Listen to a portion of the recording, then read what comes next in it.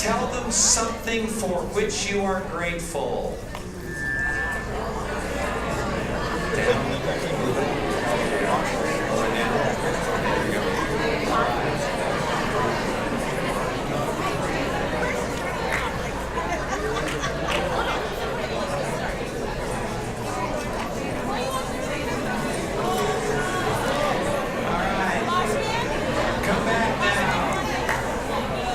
Turned you loose.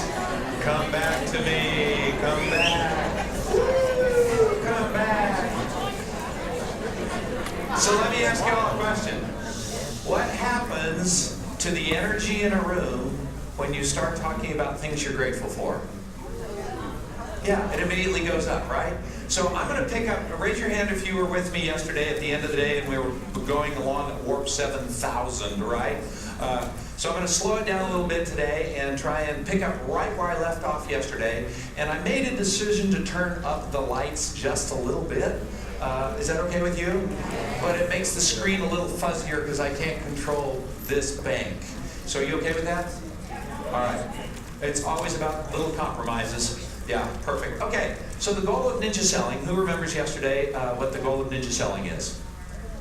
To increase your... Well, that's the big piece, but for you, same thing, is to increase your income per hour so you can have a life. One of the things I've always said about real estate, it's people say, well, why'd you go into real estate? And they say, well, to make my own hours. And I say, yeah, all of them. How many of you have, sometimes I say that real estate is like an oil spill. It coats your life. And pretty much all you're doing is living real estate, and it's 24/7, 365, and 27 years later you go, yeah, I had a great career, but I'm not sure I can remember my children's names. And we're trying to get away from that so that you have high income per hour, so that instead of living to work, you can work to live. And that's at the core ninja philosophy. So here's what we know. People love to buy, but they hate to be sold.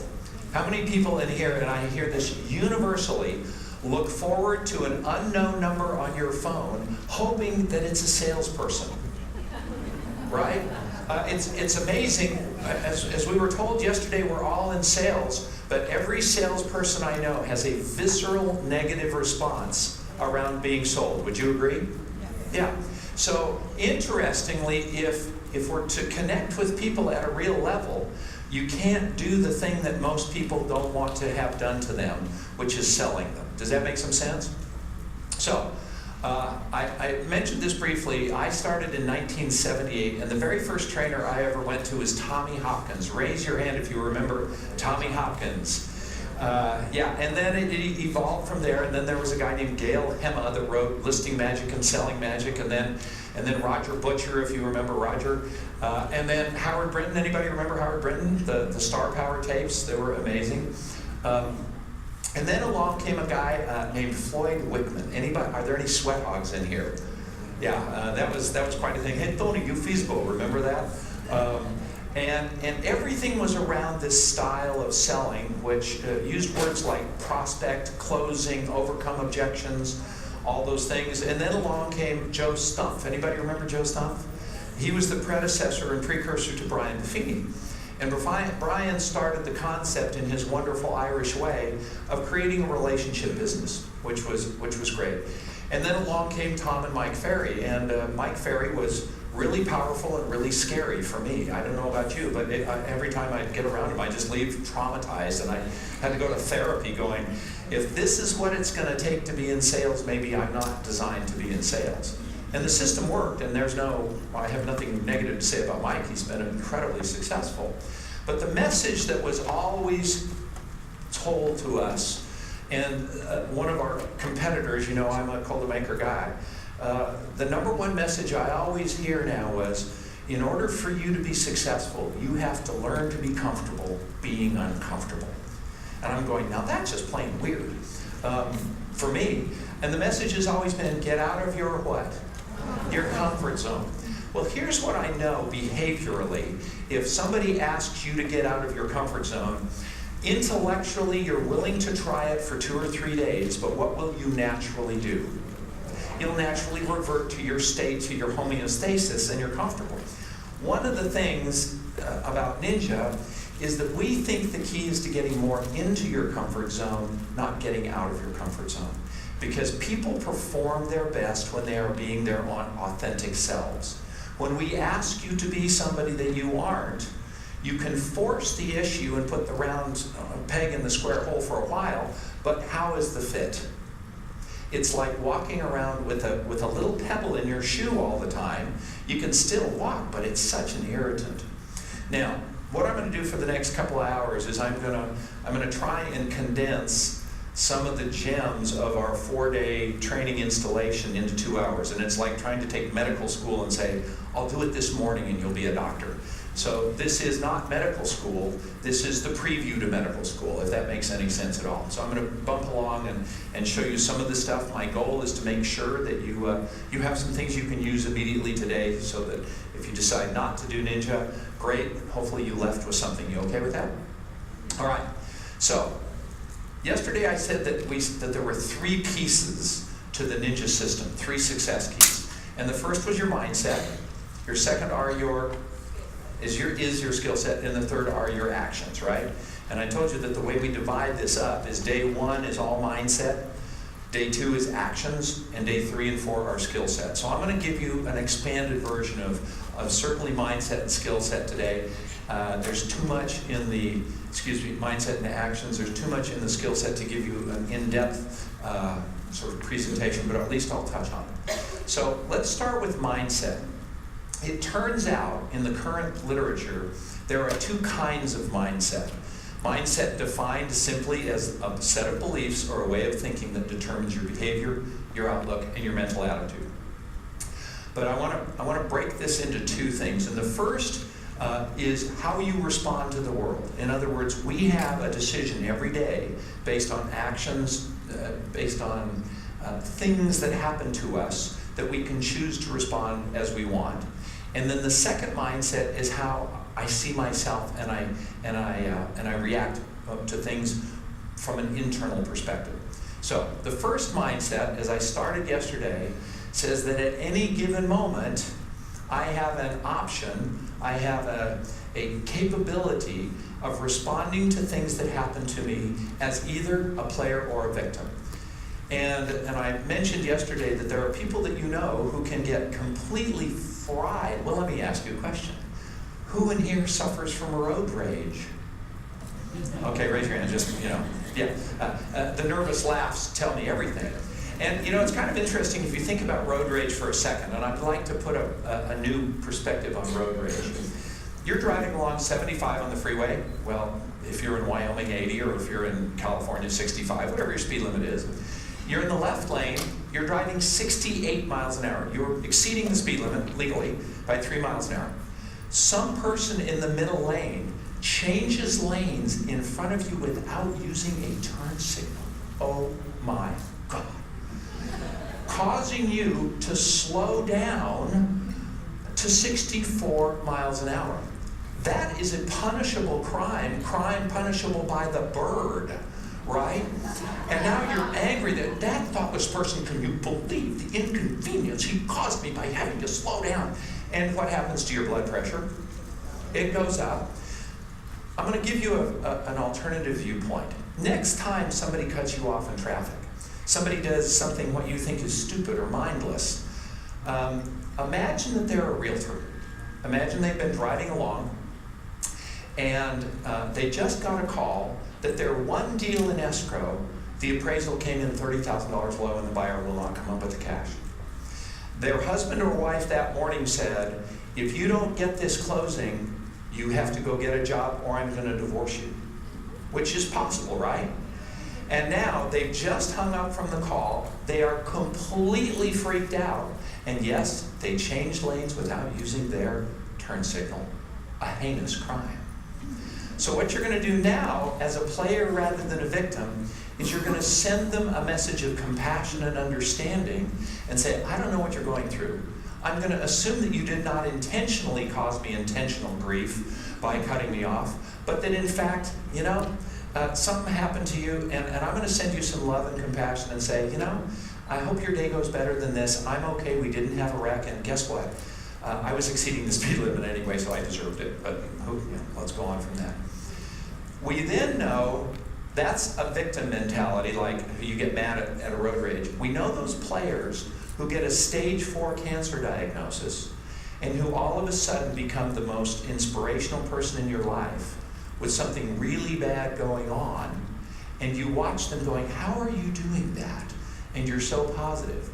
And so the first part of these 2 mindsets is your ability to make a decision to what happens to you, and instead of being unconscious of it, you're now conscious. So mindset number 1 is player victim. We showed you the story yesterday or the picture of Tom Slocum, but I want to introduce you to a gal named Maria Vitale now.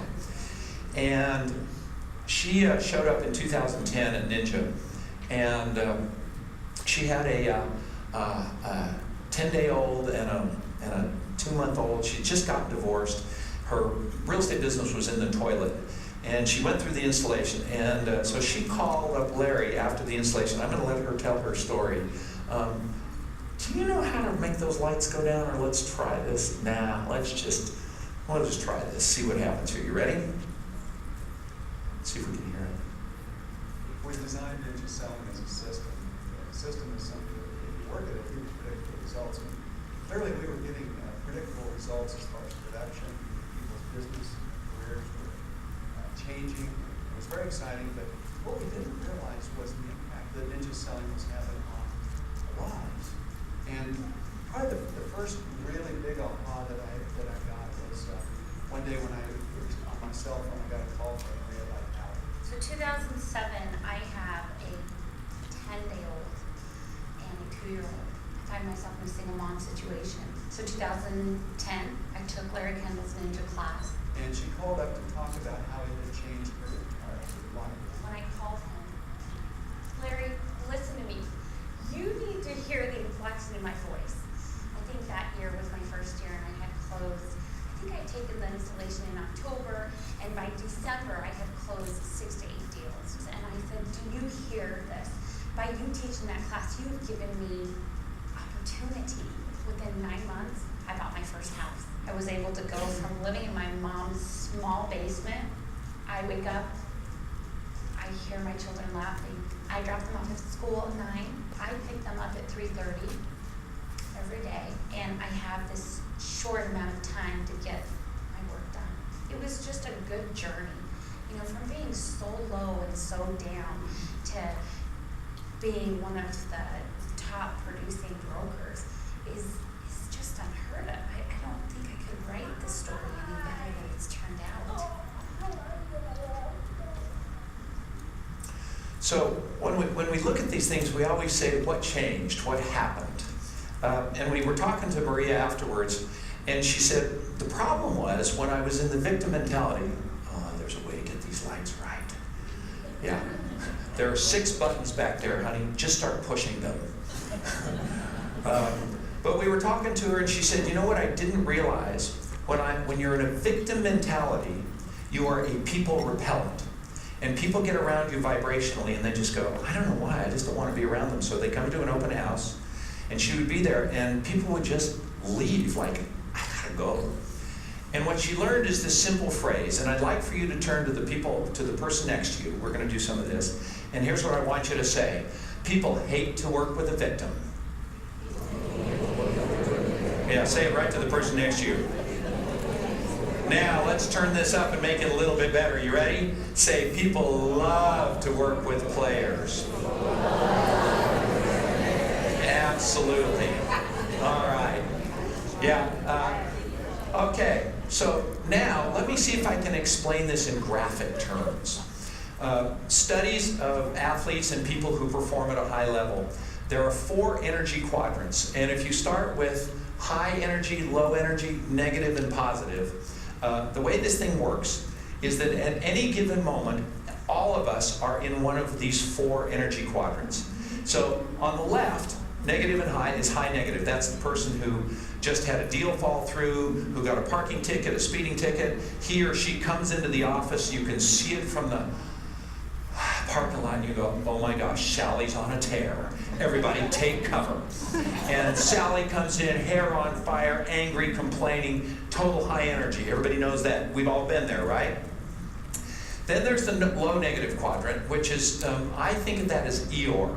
And the way Eeyore walks around, it's like, yeah, we could go look at houses today, but you know we're not going to find any in this marketplace. And if we do, you're going to have to pay a lot over the list price, and you're probably going to get screwed by that. So I don't know, you know. And then we'll have inspections and the loan problems, and at the end, if I get a commission, I'll have to pay income taxes. So I don't even know if it's worth it. Anybody know an Eeyore? If you are an Eeyore, don't be an Eeyore. Then there's the high positive energy quadrant. And it turns out that all athletes and all high performance people who achieve great things perform it in the high positive quadrant. Here's what we believe. All of us, me, you, are what we call corporate athletes. In your job, when you are in that performance situation, a listing interview, a pre-listing conversation, a buyer consultation, showing houses, you need to be in the high positive quadrant. You can't live there. I know 2 or 3 people who every time I meet them, I go, how are you doing? They go, unbelievable. How are you? And I go, I'm fine. And they go, today is an amazing day. And I go, yes, it is. They go, I'm on fire. And I'm like, you can't live there because it makes everybody around you nervous. And it's exhausting. So you have to be able to put yourself in that quadrant when you're performing as a corporate athlete. But the place we like living is in the low positive quadrant. We want to be calm, not anxious, focused, at our best performance and at our best level of productivity. Does that make some sense? Now here's the trick. All of us will experience episodes on the negative quadrant. It just happens, you know, life goes on. But the trick for us is the first thing is the ability to A, recognize when you're in the negative quadrant, not be that person, and then you need a technique to move you across the line. And our number one technique, and this is straight out of Tony Robbins and all the literature right now, is anytime you find yourself in the negative quadrant, say something you're grateful for. Do it one more time. Turn to the person next to you and tell them something you're grateful for, and watch what happens to your energy. This is when you talk.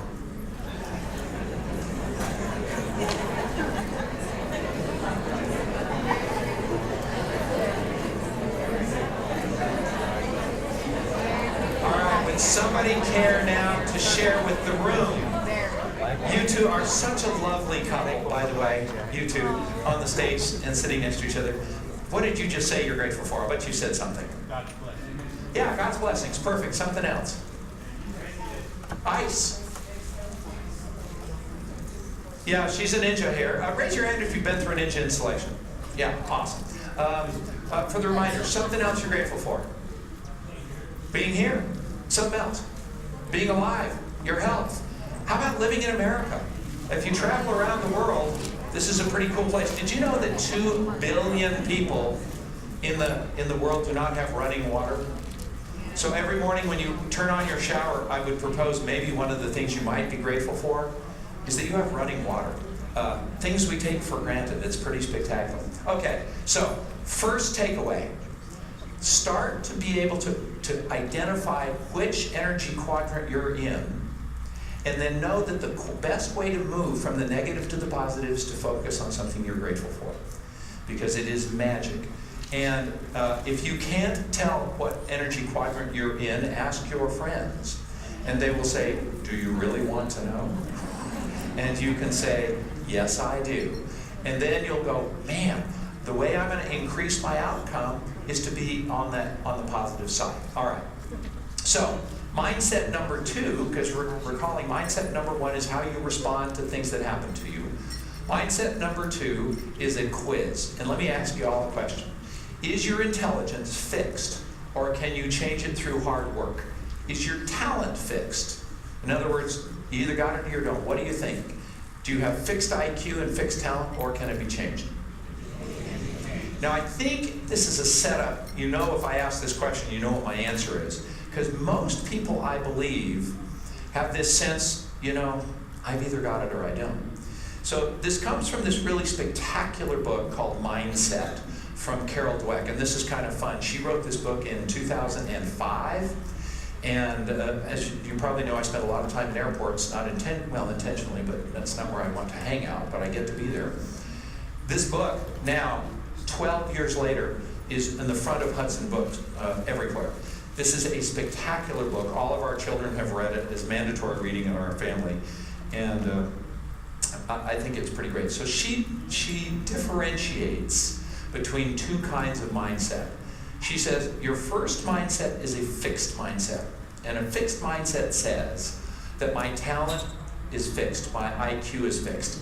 I either have it or I don't. And here's how you're going to be able to tell whether you have a fixed mindset or not. When you say something like, I'm no good at languages, I'm not good with the computer, I'm not very good with the calculator, I'm no good at math, all of those things are demonstrations that you believe you have a lack of capacity and a lack of skill, and that is not changeable. So your next sort of movement along this path is to start recognizing every time you say something like, you know, I'm just no good at dance, I can't do anything. All that just says is that you have an internal belief system that you have a finite supply of gift. Contrast that with a growth mindset. And a growth mindset says that my intelligence and talent can be improved with hard work.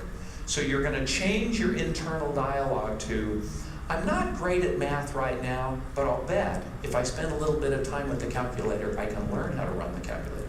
I'm not really good at making Ford connecting calls right now because I'm a little bit nervous about talking to people I haven't talked to for a year, but I'll bet you if I practice them, I can get better.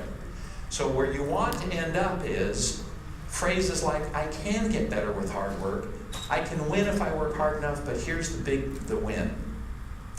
Who in here, raise your hand if you are particularly good at self-criticism? Anybody good at just beating yourselves up? You know, you can make a mistake and months later you can still be hanging on to that error you made and going, golly. That is a fixed mindset.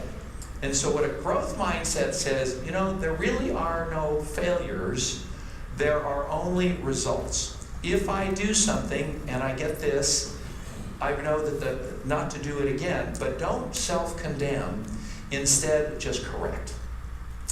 Who knows the story of Thomas Edison? So Thomas Edison, you know, it took him 10,000 times to make the incandescent light bulb, and all his friends were really not very supportive. And as he kept making the light bulb that didn't work, they said, dude, this is a failed experiment. You've made 9,999 of these and it ain't worked. And he says, oh no, I haven't failed once. He said what? Who remembers the sentence? I just know 9,999 ways not to make an incandescent light bulb. So the mind shift here is from the fixed to the growth mindset. Who knows the story of Michael Jordan? Everybody seen this? This is lovely. Yeah. Dismissed from drama school with a note that read, wasting her time, she's too shy to put her best foot forward. Turned down by the Decca recording company who said, we don't like their sound and guitar music is on the way out. A failed soldier, farmer, and real estate agent. At 38 years old, he went to work for his father as a handyman. Cut from the high school basketball team, he went home, locked himself in his room, and cried. A teacher told him he was too stupid to learn anything, and he should go into a field where he might succeed by virtue of his pleasant personality. Fired from a newspaper because he lacked imagination and had no original ideas. His fiancée died, he failed in business twice, he had a nervous breakdown, and he was defeated in 8 elections. If you've never failed, you've never lived.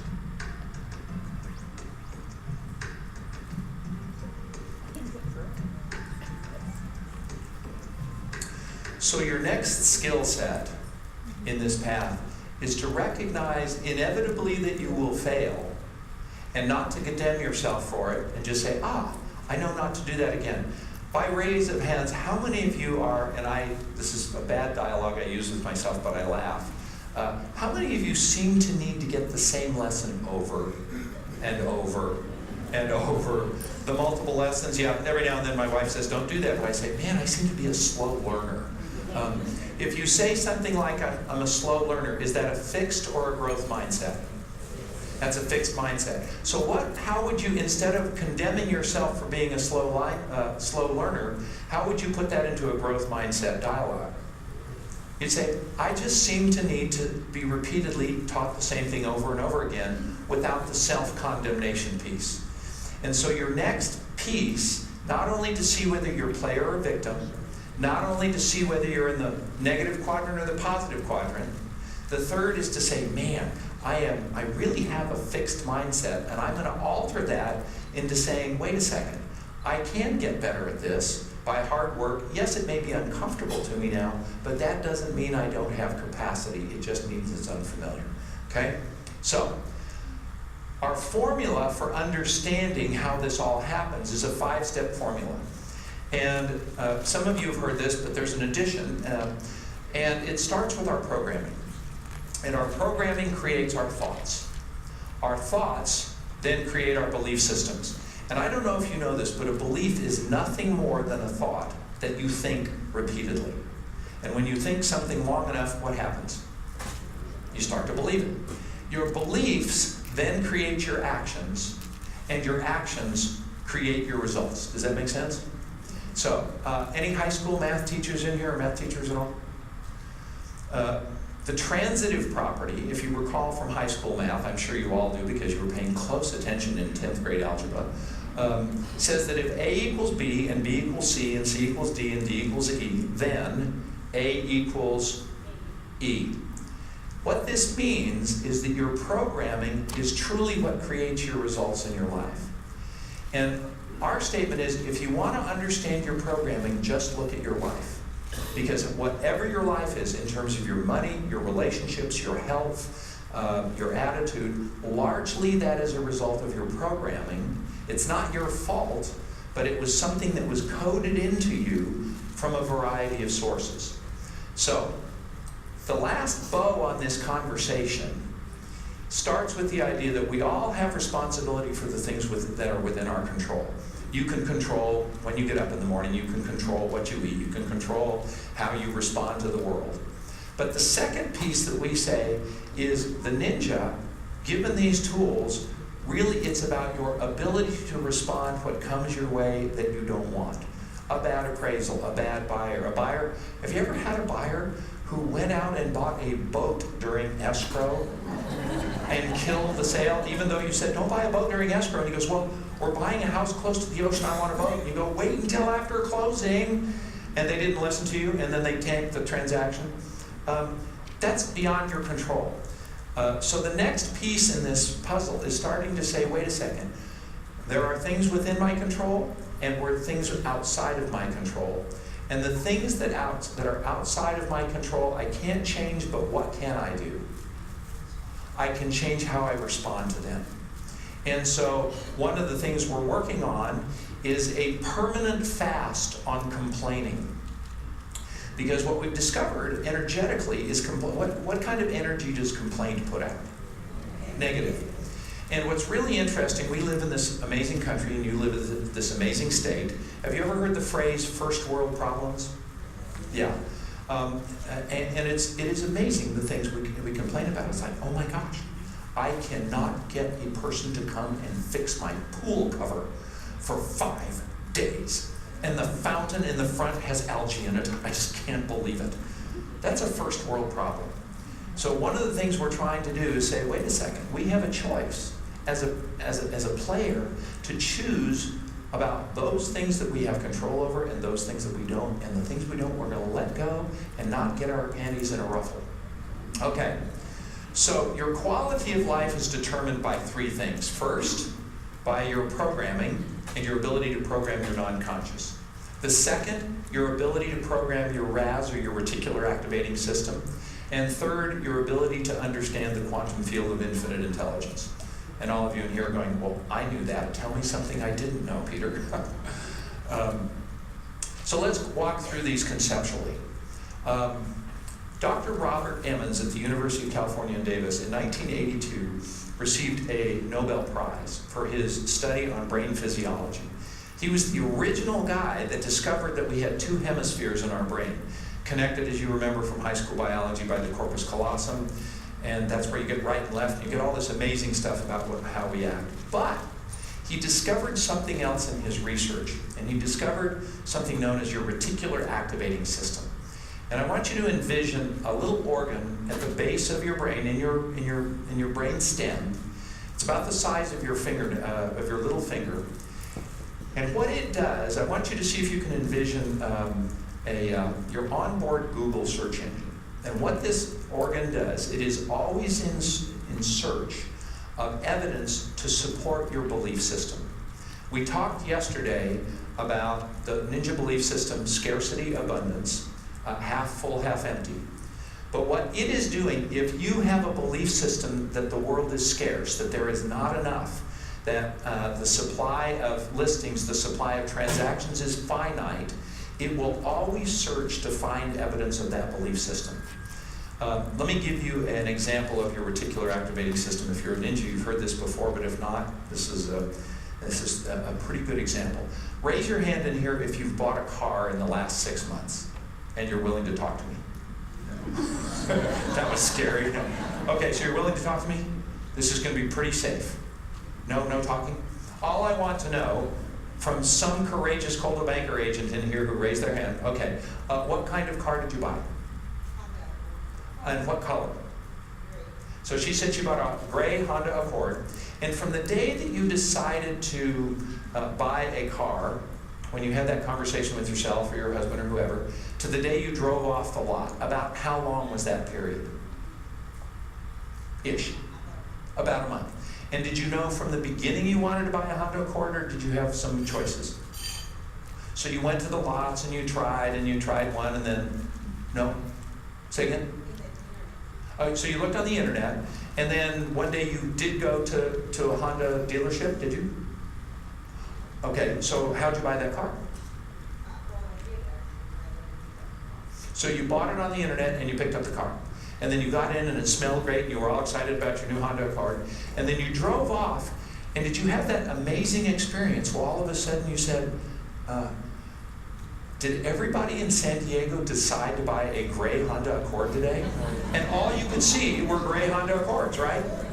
Yeah, they're everywhere. Well, what that is at a physiological level, that's your reticular activating system. And it's the organ and it's the system in your body that's designed to look and see. And so here's the way this works. Your RAS is what is known as your brain's filtering focusing device. And it is always in search of one of two things. It's either in search of things that you want, value, love, Honda Accords. I happen to have a little bit of a Tesla Jones right now. I know Peter runs a Tesla, and he drove me in it, and it wrecked me for life. They're little baby rocket ships, with a battery, aren't they? Anybody in here have a Tesla? Anybody in here have an interest in a Tesla? It turns out they're the fastest production car made. I don't know if you know that. They're crazy. My reticular activating system sees Teslas everywhere because that's what I'm interested in. I want value. My wife, who's sitting here, every time I drive up, I go, there's one. At the intersection, she goes, there's one what? And I go, oh. And she goes, a Tesla? And it's like 5 up in front, hidden, and I can see it as if it were plain day. She goes, dude, I don't see the Tesla. Your reticular activating system can also be always looking for those things that you don't want, fear or threat. In other words, if you're that person or you grew up in a family where there was a boogeyman in every bush, you have learned to see a boogeyman in every bush. In other words, every time you open an escrow, you go, oh my gosh, I don't know if this is going to close this. Goodness, what if the appraisal doesn't come in and then we get inspections, and what if the seller won't fix it? What if the buyer changes his mind? And oh my gosh. Your reticular activating system is always looking for either problems or successes. So instead of branding yourself as a positive or negative person, the thing to start doing is saying, man, my reticular activating system sure notices a lot of scary things. Let me put it into programming terms that I'm going to get to in just a second. Everything we talk about in real estate is this amazing opportunity to make arguably an unlimited amount of money. You know, the average agent at the group does 28 transactions, but only makes about $250,000. I listened to the $1 Million panel yesterday, and these guys are doing 15 transactions and making $1 million. And I'm like, we got to get a higher price point in Colorado.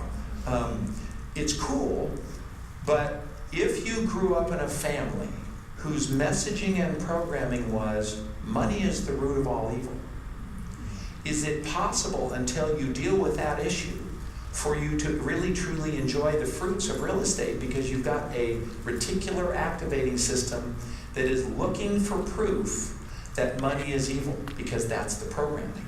There's a biblical phrase that many of you know, that it's easier for a camel to get through the eye of a needle than for a rich man to get into heaven. So if that's your programming, I'm not weighing in on the biblical phrase, but if you receive that programming and you're trying to get rich in real estate, your programming creates your thoughts. Your thoughts create your beliefs. Finish this for me. Your beliefs create your actions, and your actions create your results. So your programming will absolutely override any of your actions. Does that make some sense? And your reticular activating system all day long is looking for evidence to support what you either are afraid of and are threatened by, or you want, value, or love. At the end of his research, he came to this conclusion that was pretty profound, and it's a core ninja phrase. What he said is, what you focus on expands. And now there's a good news, bad news thing here. What do you think the good news is? What you focus on expands. What's the bad news? What you focus on expands. And you'll notice now, as part of your new walking through the world, watch your internal dialogue and what you keep saying to yourself, because that's where your focus is. If your focus, and I'm watching this all over the country, and I hear it in every real estate office, there's no listings. We can't get listings. Well, what happens? Is that expanding or contracting? And if you keep saying to yourself, we can't get listings, what's likely to happen? You won't get listings. Because you're programming your thoughts create your beliefs create your actions and your results, so that's an act of programming. Now, yesterday I started with this idea, and I want to complete it. The idea that if I take two guitars, I tune one here, A440, tune one here, I pluck a string on this, what happens to that guitar over there? It vibrates, a sympathetic vibration all of a sudden. And you've heard feedback on stage. It's because the waves are creating feedback there. At Ninja, we believe that every one of us is an energy transmitter and an energy receiver. All of you, well, let me ask you a question. Have you ever walked into a room and you just walked in and you got creeped out and you said, man, the energy was so thick in here I could cut it with a knife?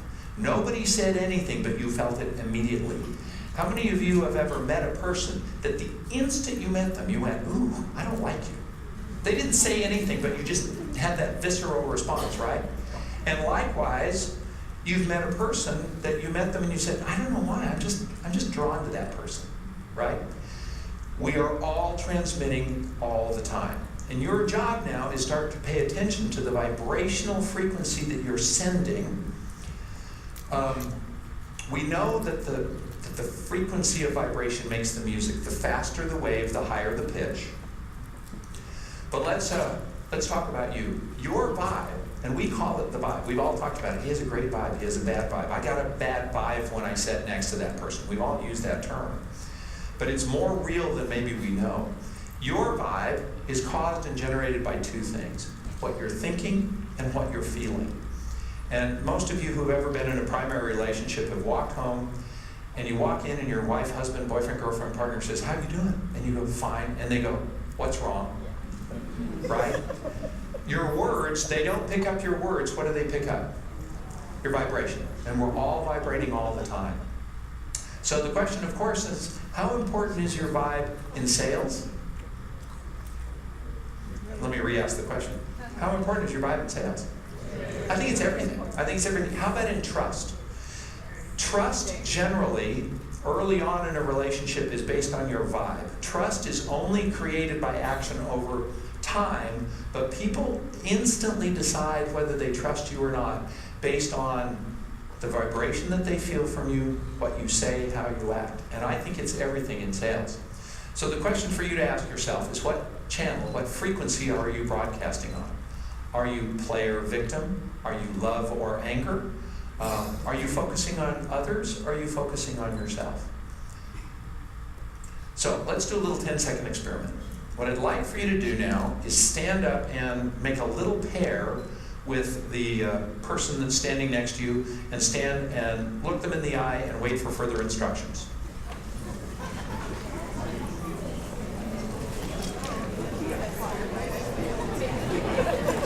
All right. Good job. We got the first thing down. Now, ready? Number 2. One of you is going to be A, and one of you is going to be B. So just decide who's the A and who's the B. Doesn't matter. Okay, you got it? All right, ready? Now here's number 3. The A's, I would like for you to look at the B's, and all you're going to do is just keep a straight face. The B's now, I want you to flash a big, happy smile at the A's, and let's see what happens. What the? He was leaning. I wasn't leaning.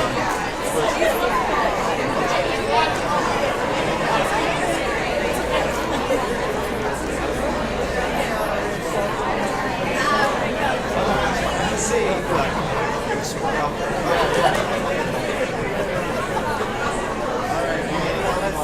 Go ahead and have a seat.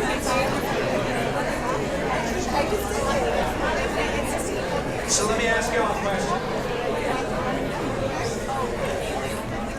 How many of you, there's always about 3 or 4 in the room that are like,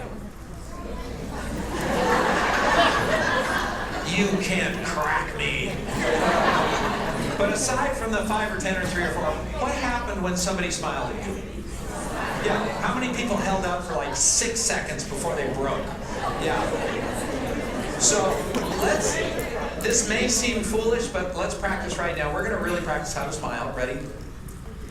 Yeah, cheesy, big cheesy smile. If you hate your teeth, get new ones. Yeah, that's right. That's what real estate will do for you. You can get new teeth. Here's what I'd love for you to do. Here's how realtors walk through the world, generally. Yeah. Oh, hi, how you doing? Yeah. Yeah. Okay. Yeah. Oh, great. Yeah, nice to talk to you. Yeah, great. Yeah, I'm doing great. How are you? Yeah, how are you? Yeah, great. We walk through this world on fire, head down, completely self-absorbed, focusing on self, your transactions. When in fact, if you recall the video yesterday, there are moonwalking bears all over the place, and the moonwalking bear is a transaction. I work with a wonderful company in Las Vegas doing Ninja, and they've done 3 or 4 installations. And they told the story that every month they take their top 5 producers from this office to the same restaurant. And for 3 months, they were sitting there, and this waitress waited on them every single time. And finally, one of them actually looked up and said, "Hi, what's your name?" And it turns out she's been looking for a house for 3 months. And all the realtors were all about their listings and all everything. And there was a transaction right there, the moonwalking bear, and they were worried about Zillow, or they were worried about paying for leads, when in fact there was a $300,000 buyer. Stuff works. That's our phrase at Ninja TSW. This stuff works. Say again. Oh, this system works. If you have 3 beers after TSW, so TSW stands for this system works, this stuff works, but you can put in the blank if you drink 3 beers, this. Yeah, that's the real phrase. The point here is, the next behavior change is to recognize, move into the positive quadrant, but go around, instead of with your face in your phone, go around connecting with people, because there are transactions everywhere.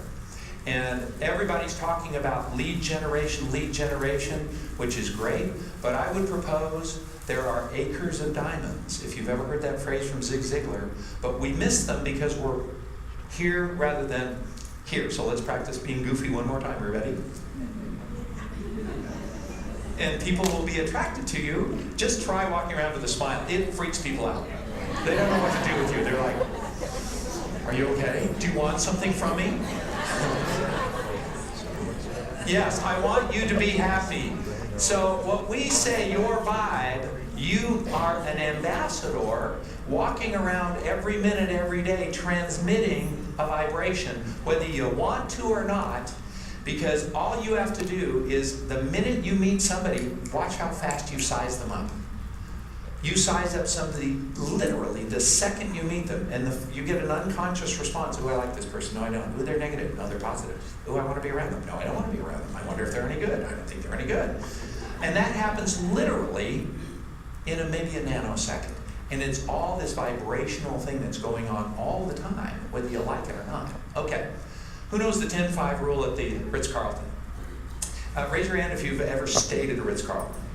Raise your hand if you've never heard of the Ritz-Carlton. Okay. Yeah, some people have, some people haven't. High-end hotel that makes their business on connection, other than having really nice clean sheets and no hair in the bathtub. They do something else. And the rule is if you stay at their hotel for at least 2 days, they want to remember your name. And it's just the weirdest darn thing. And day 2 they go, oh, hi, Mr. Parnick. And you go, how did you know that? It doesn't cost any money, but man, does it change the narrative. But the rule for them is when somebody is within 10 feet, a guest, they smile at them, they look them in the eye, and at 5 feet they say, hi, how are you doing today, if they don't know their name. I would urge us to adopt the 10-5 rule with everybody. Look people in the eye. Oh, you should see the smile. Oh, that's awesome. I'm feeling better already.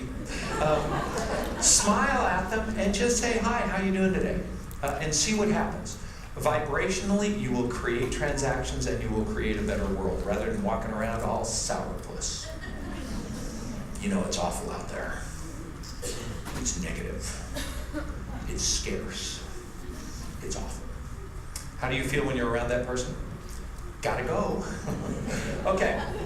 Interestingly, the science says that when hospitals adopt this, their results go up 24%. Their healing rates go up dramatically. We've had level 3 trauma nurses tell us this in installations over and over. These do not look like people in a hospital, do they? What's the vibration in a hospital? Pretty low, right? But imagine, I had surgery about 4 months ago, and we rolled up at 6 o'clock in the morning, and these people were all happy and smiling, and it was the darn funnest thing. I mean, whoever thought surgery could be fun? But just the vibration changed it. So your job now is to not be a sourpuss, but be a smiley puss. Okay. The logo at Ninja is the Japanese symbol for ki, or in Chinese, qi, which is the Japanese and Chinese symbol for energy. Because at the end of the day, we believe that all of us are energetic people walking around, broadcasting and receiving energy, and it is through that energy that we are all infinitely connected. And the more you start to see that, at Ninja we have this funny thing. I was talking to somebody and he said, you know, why I'm good is I'm a persistent prospector. And at Ninja we ask you not to think of the word prospecting anymore, and I'm going to show you why. But I said, what if we altered that vocabulary from a persistent prospector to a consistent connector? And that what your job is to go through this world connecting with people at a real level. Quit worrying about getting business. Business follows when you are connected to people. And I heard many people up on the panel say, I just stay in touch with my people. I stay in touch with my people, and those are the guys who are making a lot of money. Most of us are afraid of that, and I'm going to talk about that now. Around this, who knows who Albert Einstein was? Everybody heard of Albert? This is a pretty interesting deal because Albert said that the third piece is to understand the quantum field of infinite intelligence. We talked about our reticular activating system. We talked a little bit about programming your non-conscious, which I'm going to come back to. And the third thing is to understand how energy works. Anybody in here watch Breaking Bad? So I'm from Albuquerque, the home of Breaking Bad. I'm so proud I am the home of the meth production capital of the United States. But interestingly, it turns out if you remember, if you have seen Breaking Bad, the lead character got the nickname Heisenberg. Do you remember that? Well, it turns out that Heisenberg in the late 1800s did an experiment where he said subatomic particles, and I'm going to give you a quick shot at quantum mechanics and quantum physics. Quantum is the study of small, not big. I always thought, oh, quantum leaps. But if you go from molecules to atoms to quarks to bosons, bosons are at this moment the smallest particle possible. And Einstein said, most of us say this is wood, but he said, no, this isn't wood. All this is a group of subatomic particles who have agreed at the moment to align themselves or arrange themselves as wood, but at any given moment they can disintegrate. And that's what quantum physics says. So Heisenberg found out, he said, wait a second, I'm going to do an experiment. And what he discovered is subatomic particles respond based on the energy to which they are subjected and the way they are observed. And this isn't wood, it's an infinite possibility that responds based on the energy it receives. Raise your hand if you've ever heard of a book called The Secret. And from The Secret came a law, who knows what the law that came from that? The law of attraction. And the movie was great. It kind of spun a few people out when it started to talk about we attract our own disease, and we won't weigh in on that. But the concept here is what I transmit is what I get back. And the scientists in the room said, yeah, that's hippie voodoo, Sedona, Santa Fe stuff. But Heisenberg proved that when he said, wait a second, these subatomic particles do respond differently based on the energy to which they are subjected. So where this leads us is Einstein said, if I had 50 more years, all I would study is quantum mechanics so I could understand truly the behavior of these subatomic particles. Right at the end of his life, he was asked to present at a symposium in Vienna. And he was old, and it was the end of his career. And he said, I don't really want to give a lecture, but I'll come under one agreement. And these are the world's greatest theoretical physicists: loop theory, chaos theory, string theory, bright guys. And he said, I want you to meet the day before I get there. I want you to come up with one question that we're going to debate when I get there. And if you'll do that, I'll come. And they said, sure, we'll do that. So the day before, all these super propeller head, smartest guys in the world get together. Imagine 150 realtors trying to agree on anything. Now, 150 theoretical physicists. And so they argued all the day, and finally one guy said, I got an idea. Instead of coming up with our question, why don't we come up with and ask him what his question is? What's on his mind that's really he's focused on? And they argued about that for 4 hours, of course, and finally they said, good idea. He gets there the next morning, he says, all right, and he was German, what are we going to talk about today?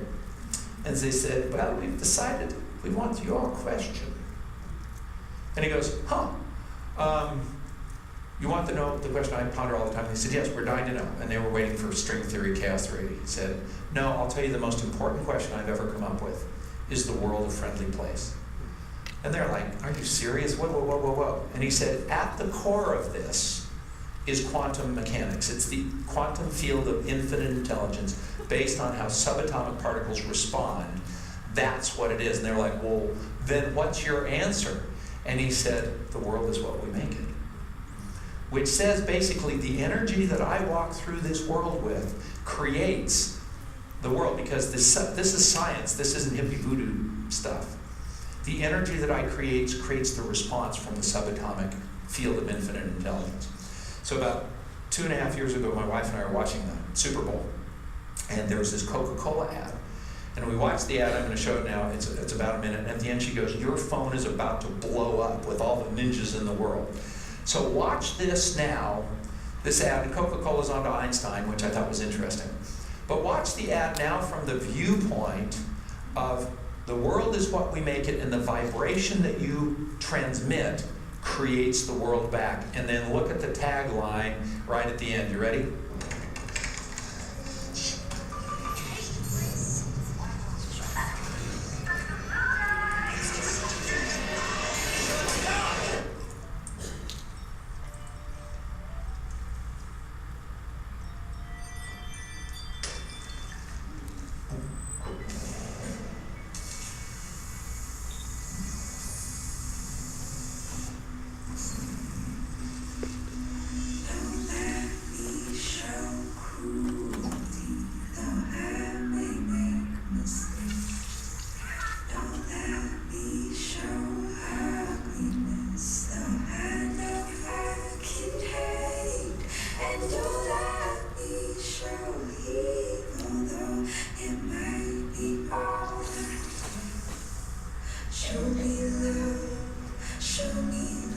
There it is. Yeah, cool, huh? Yeah, I was like, oh, check it out. They're on to Einstein. Yeah. So at the end, the world is what we make it. We have a choice to see abundance. We can have a choice to be a player. We have a choice to be a victim, or we have a choice to see scarcity. So, as we said, the bad news is what you focus on expands. So be careful every day your language and what you're saying, because that creates your focus. Does that make sense? All right.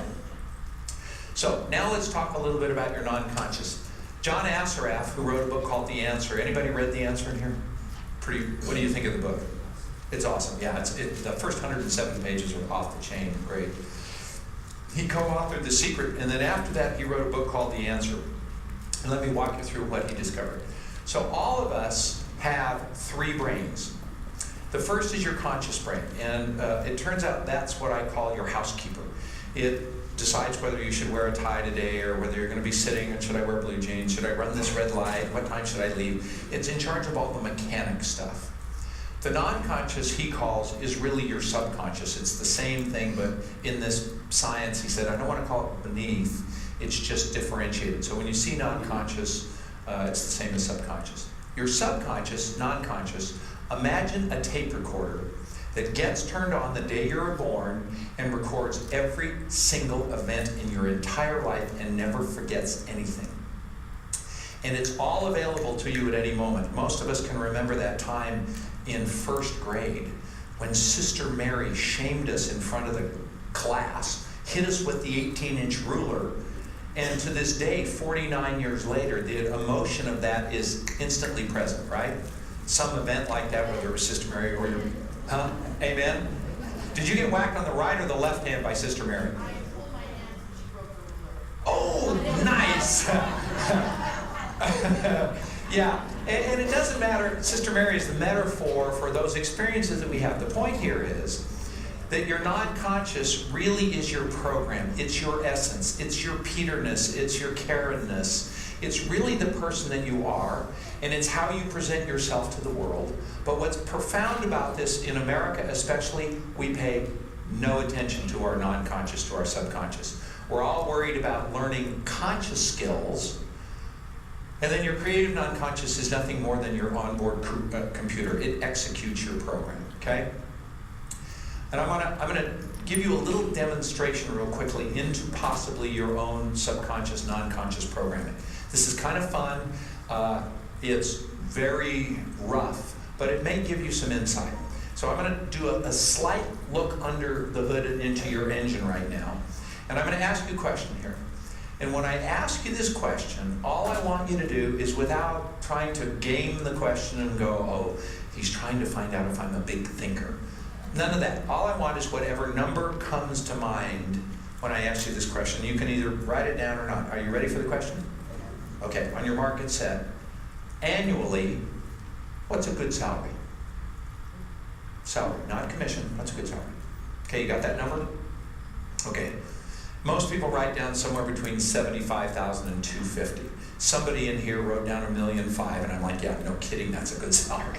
Yeah. Charlie Young doesn't make $1.5 million. So here's what this means, and this is important, and I'm going to ask you a couple of questions. Raise your hand if you have ever in your life made more than your good salary number. Go ahead and raise your hand. Yeah, look around the room. So that's about 25%. Leave your hand up for just a second. So about 25 or 30%. So about 60% have never made more than that. Now my next question is, if you have made more than that, keep your hand up if you did it one time, if you just had a great year. Now put your hand up if you've done it consistently. Yeah, about 12 or 15%. This means something pretty important. Let me walk you through it. The first is, I don't know where this programming comes from, but somewhere we all determined what a good salary was. And it maybe happened when you were in high school and you said, man, if I could ever make $100,000. Maybe it's what your father made. Maybe it's what your mother made. I don't know where it comes from. But what I know that number generally is what your programming, your self-programming believes you are worth. And it's why in a business you know where your current programming ceiling is. And it turns out this is really important because if you go to a motivational seminar, if you go to a training, and all the time you keep topping out at the same place, all we have found is your programming limit. I don't know where it comes from, I don't care where it comes from, but we know we found that limit. So let's say your program says you're worth $150,000 because that's a good salary. And every year you keep going along doing great, and then in August all of a sudden everything falls apart. And you and your manager talk and you go, what's going on? You go, I don't know. Everything I touched turned to gold, and now everything I touch is turning to lead. Well, what it is your programming, you bumped up against it, and your non-conscious brain is going, does not fit program, does not fit program, not worth more than 275. And you'll have this weird deal whether you make 273, 269, and never be able to bust through it. And you go, what is it? Well, it's your non-conscious programming.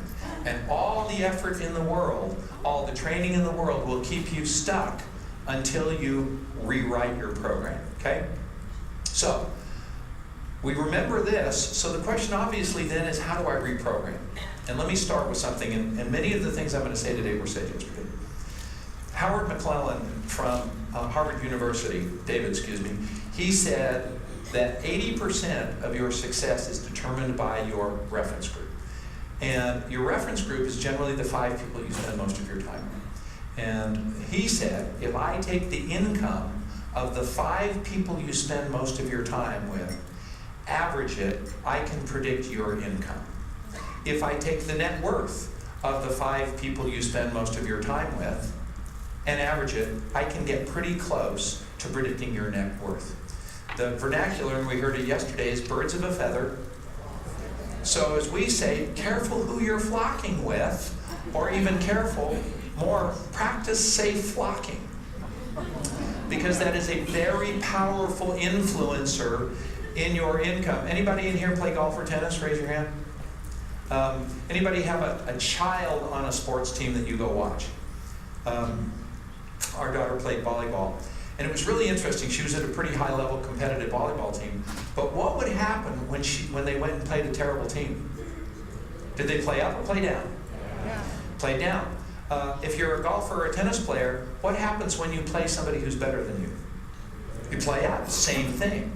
So one of the beginning pieces is to start to take a look at your reference group and say, am I hanging out with people who are going to ask more of me and push me?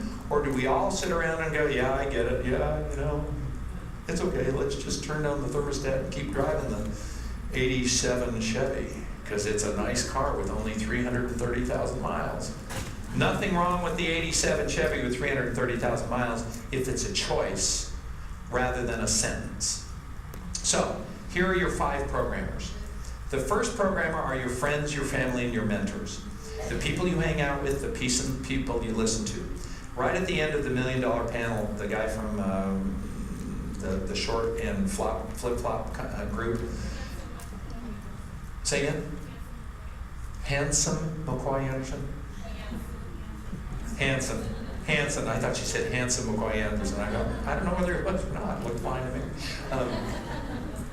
He said, you know, read books. And there's a phrase that goes with this. People's lives often can be measured by the people they meet, the places they go, and the books they read. And we believe very much in reading a lot because there's, you know, people have taken 15 years of knowledge and compressed it into a book, and I can accelerate it myself. But what you want to try and do is hang out with people that are going to push you rather than keep you static, number one. And what we know is our family, especially our parents, you know, parents say amazing things to children like, why can't you be as smart as your sister? You know, you're never going to amount, don't you dare sing, because that voice just sounds like a crow in an outhouse. And you're like, thanks, Mom, you know, love you too. And that piece of programming sticks with you forever. Anybody get a bad message from your parent? Don't raise your hand. Yeah. Don't do that to your kids, by the way. But that's number one. Number two in your programmers are what you read and what you watch. And I don't know about you right now, but if I watch the news, do I go away uplifted?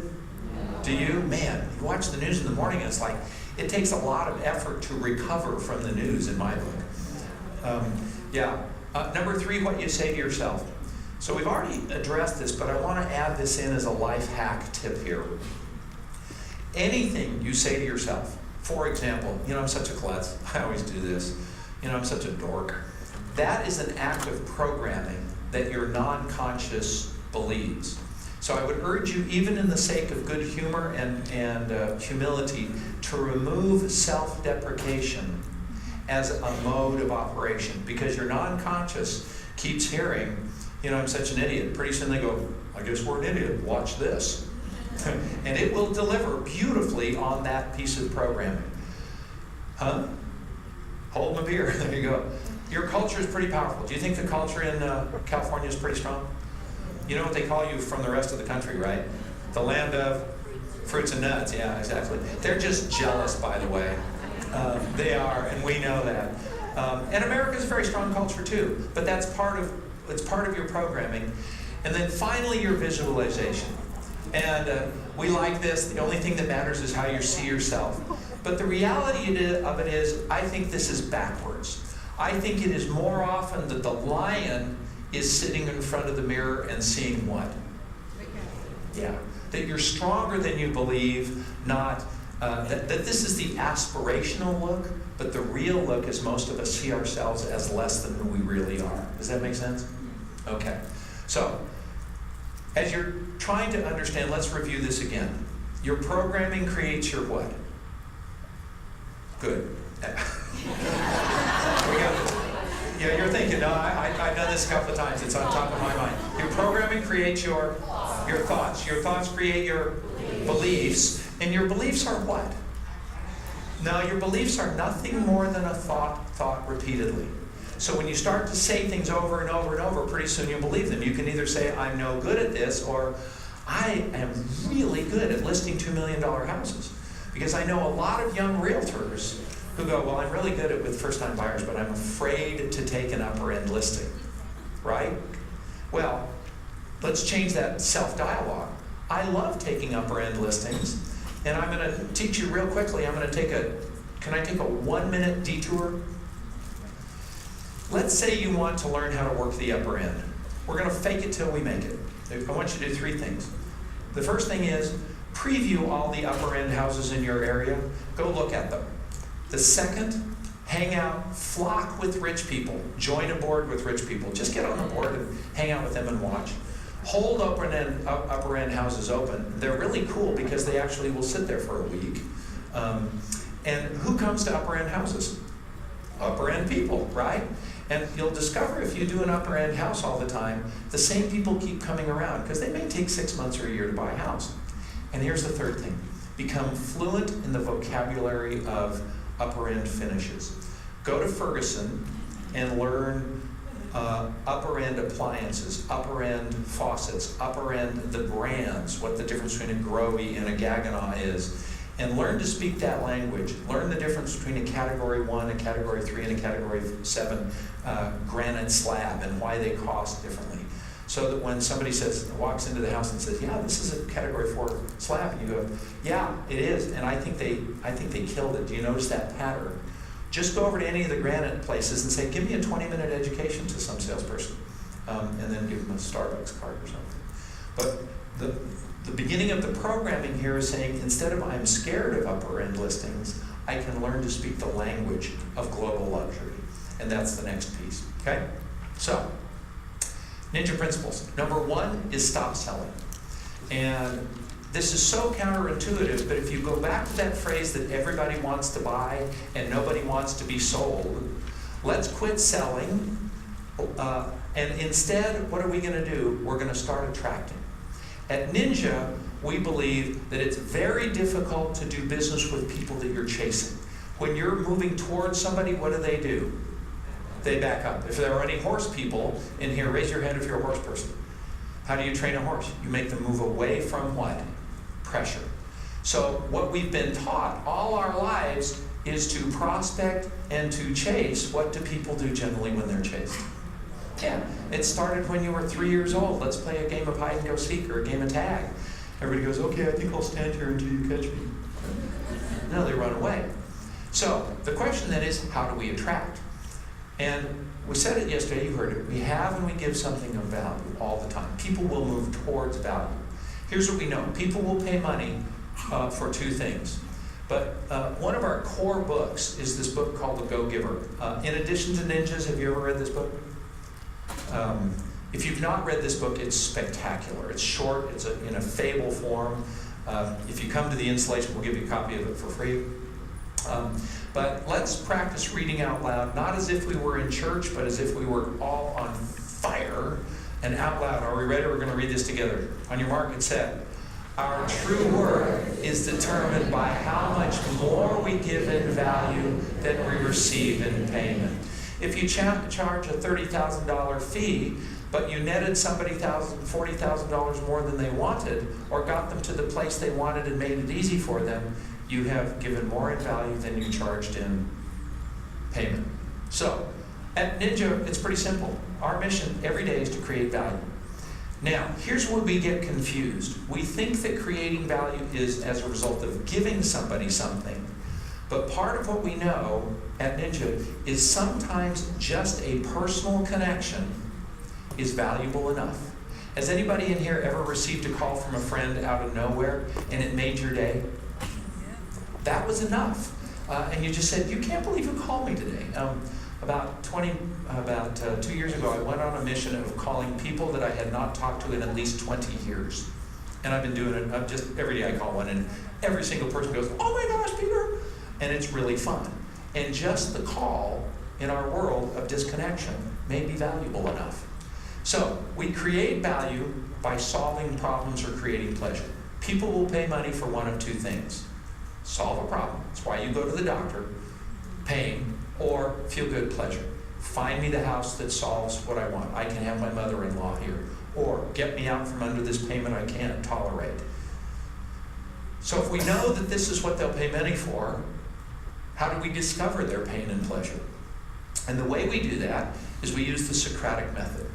And who remembers who Socrates was? One of the big three, Plato, Aristotle, Socrates. And he had a teaching method that was unique. And he said, if I can learn to ask the right questions, I stay connected to the people by letting them talk, then the answer will generally lie within the student. And at Ninja, we believe that the answer lies within the customer. One of the rules at Ninja is we never talk about overcoming objections. Who in here likes to be overcome? People don't like that. Instead, what we're going to do is try and find the solution in the customer that best suits their needs. I hear this all the time. I had to convince them to list at the right price. Raise your hand if you love to be convinced of things. But yet, as an industry, we're taught to convince, to sell, to overcome objections, and to prospect. And the four things that people don't like to have done to them, which is why we all feel slightly creepy that we're in sales, right? So, we use a technique called Ford. Many of you have already heard about this, but it's really pretty powerful. And we ask questions. Anybody ever had that weird call when you call up one of your friends and you go, hey Jericho, how you doing? Fine. What's up? Not much. What you been doing? You know, same old. Cool. And then you're in this conversational cul-de-sac, as I call it. And it's awkward. Have you ever had that awkward conversation? And then you go, no wonder I don't call people, because that was awful. It was aka word. So what we've discovered is that there is a series of questions based on Maslow's hierarchy of needs that allows you to have a conversational track that will allow people voluntarily to share their pain and pleasure with them. And it's a simple 4-step process where you first ask people about their family. Then you ask them, how's the job going? How are you feeling there? Then, what have you been up to lately? Have you done anything fun? And then we go to D for dreams. And it's not what did you dream last night.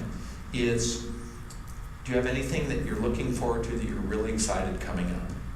And they'll say, yeah, we're going to Europe. I'm getting a hip replacement that I've been waiting for. I get my new teeth. It doesn't matter. My number one agent in the last office I managed, her number one thing is she never liked her teeth her whole life. And she had a great year, and she said, I'm going to get my teeth fixed. And so the whole year we were talking about the bids and what it was like. It was like $51,000, you know. But that was the most important thing to her. And so her dream, was finally to solve this. And when people share stuff like that with you, you get a way better connection than, yeah, how you doing, man? Awesome, sweet, great talking to you. And then, when you're doing that, you're listening for change in the conversations. You're listening for pain and pleasure.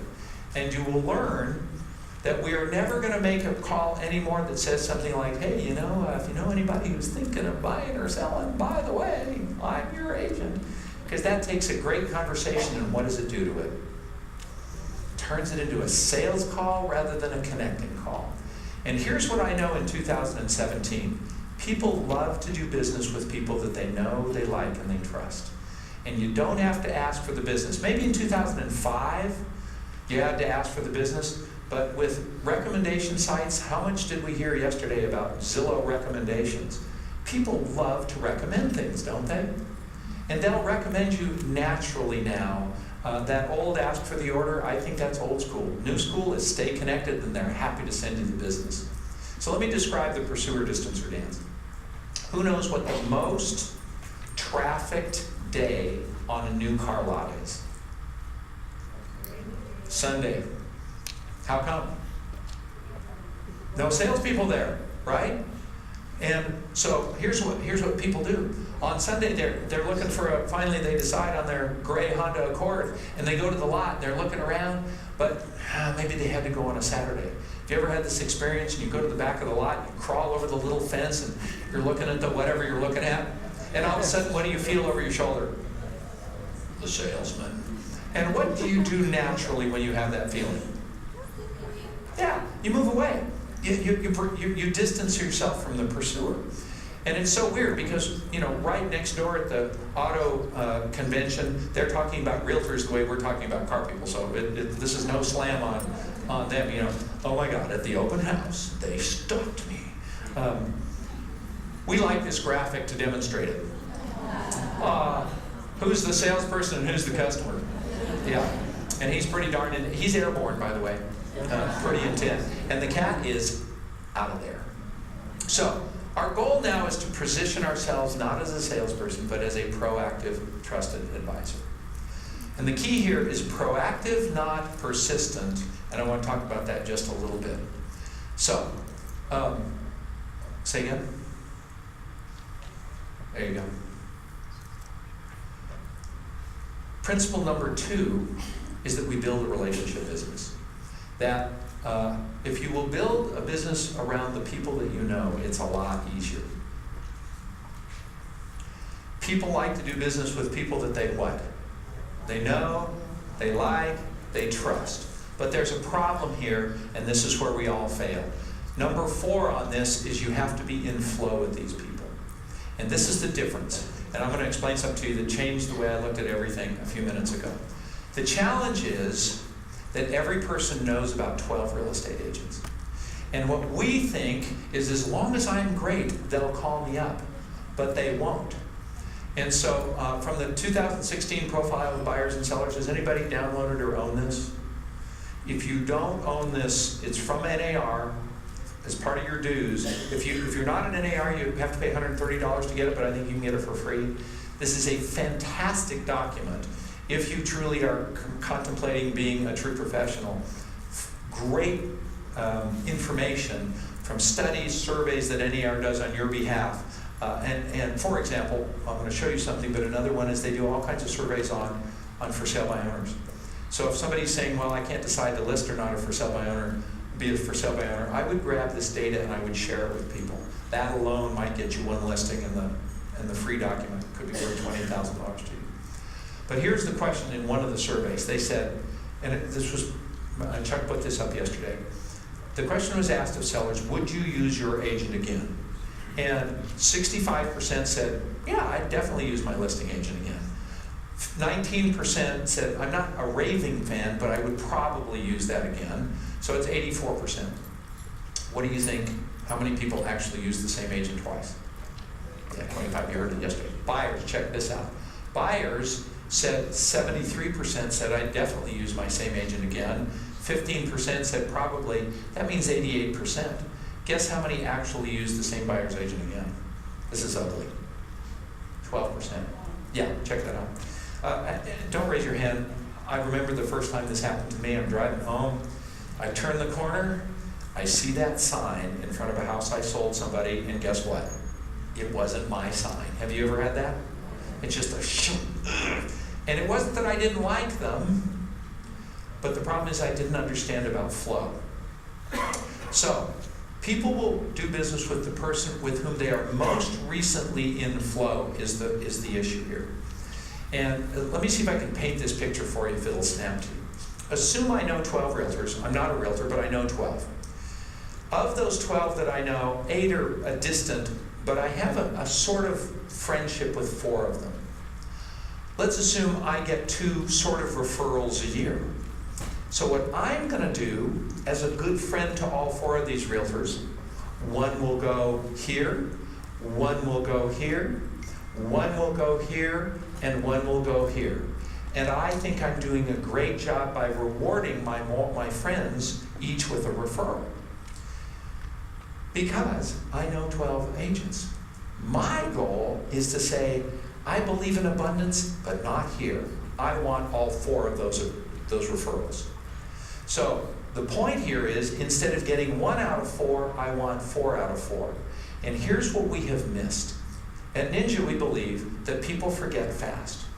And I can prove this to you by somebody in here name me a good plaintiff's real estate attorney. 2 or 3 of you can, right? But most of you go, I'd have to call somebody. You think that you're profoundly relevant to all your customers, but the truth of the matter is they're not thinking about you. And then a friend of theirs says, I think I'm going to buy or sell. And the person that they most recently had a connected relationship with is the person to whom they will make that referral. So, the big picture is an annual calendar on their refrigerator doesn't get it. Who knows what an open rate is in emails? An open rate is, if you send out 100 emails, how many of them will be opened? What do you think a great open rate is? 10. Say that? 10. Yeah, a great open rate is 20%. An unbelievable open rate is 30%. So that means if you send an email to your 200 people, 140 of them never either get or look at your email. So where we end up at Ninja is the moonwalking bears that are in front of you are all the people that you know who do transactions with other people. I had an agent come up to me and said, oh no, all of my people are hunkered down, Peter. And so we took their list to the title company, and all we did is we said, no, I agree. I said, okay, let's see. And we looked for transactions in the last 2 years. And there were 42 transactions in her database that she didn't get. Because she was doing what? Sending emails and a calendar. She loved all these people, and she was like, oh my gosh, I had no idea. So flow is, and we believe that your contact, and all the science says once every 10 days, not once a month. I heard yesterday from the stage, I stay in touch with my people, I contact them once a month. Well, that's better than 99% of the agents, but all the data says every 10 days is how you stay top of mind. And in the installation, we're going to tell you how to do that, part art, part science. We have a formula around it. But the moonwalking bears are there unless you are not connected to them, because they're spreading their referrals out amongst 12 agents. So let me explain to you what we call the 10 to 20% transaction rate rule of thumb.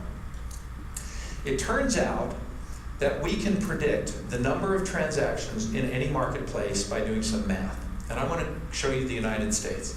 It turns out that there are 323,127,000 people in the United States. There are, come on. Every now and then she decides not to work. Come on, there. It turns out, this is from Census.gov, there are 134,000 housing units in the United States. And I'm going to urge you to do this in your marketplace. You can do it with your MLS, but I'm going to show you what this looks like. If there are 134,000 households, what we know is that we can predict the number of transactions if we take the number of owner-occupied households. So in the United States, 63.9% of the housing units are owner-occupied, which means 36.1 are renters, okay? So now I take the 63% of the 134 million and I do a little math problem here.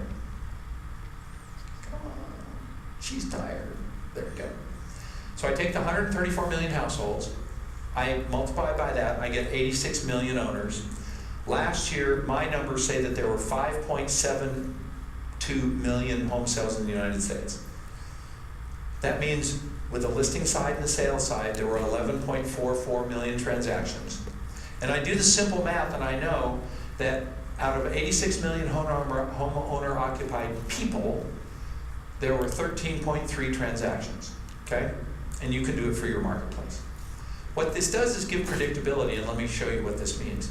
The ninja mindset is there are 10 to 20 transactions per year for every 100 household owners who know me. So if I want to do 26 transactions, and I know that there are approximately 13.3, and you can do it for your area, then I know I have to be truly connected at a meaningful level with 200 households. And if I am, I want to get all of those 13 transactions. I don't want them to be shared amongst 3 other agents. Does that make sense? I'm going to get those.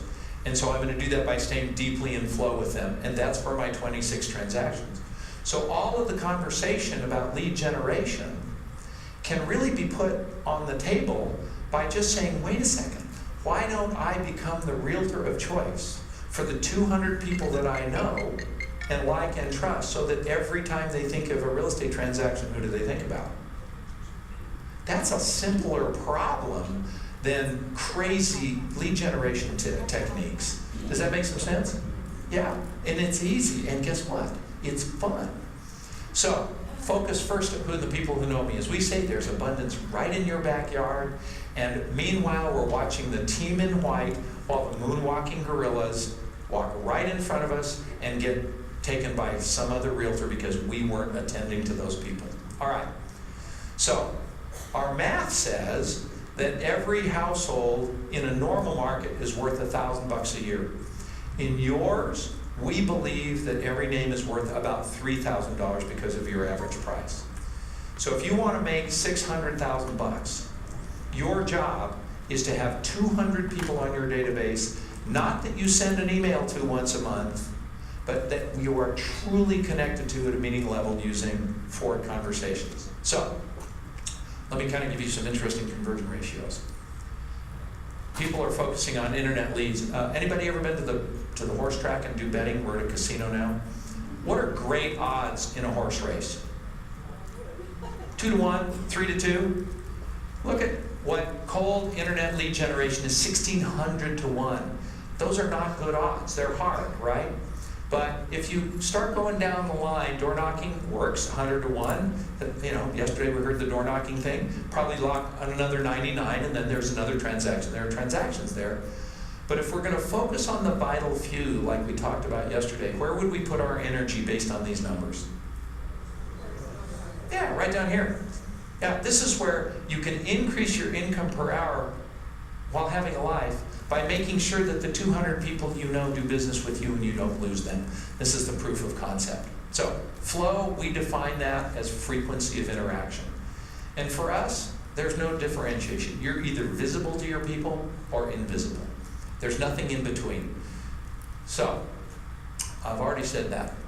My question would finally be, if we talk about not chasing people, pursuing, but we talk about proactive, we think that proactively creating value is how you win the game, rather than prospecting and pursuing and chasing. If I can learn how to solve the problem of pain and pleasure for the 200 people on my list by consistently, proactively creating it, this business becomes really simple, and it's just a math problem. So, to close this little section, it used to be that we were taught to ask a referral. One of the trainers always says at the end of the call, oh, by the way, right? Oh, by the way. Is that adding value to them? Who's it adding value to? Yeah, it's focused on you, not them. So I think in 2017, you don't need to do it anymore, but what do you need to do? Stay connected to people at a meaningful level, not just an annual calendar and a bunch of emails.